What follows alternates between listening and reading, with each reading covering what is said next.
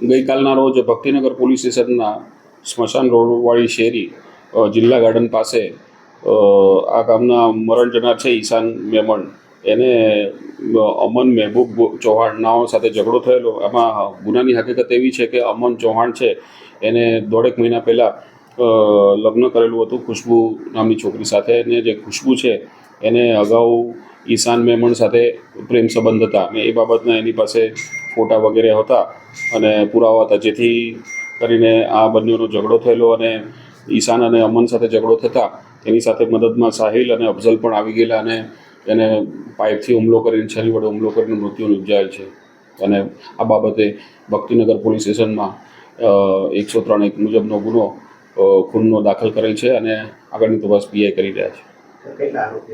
કુલ 3 આરોપી છે. હાલમાં પોલીસ કબજામાં સાહિલ અને અફઝલ છે.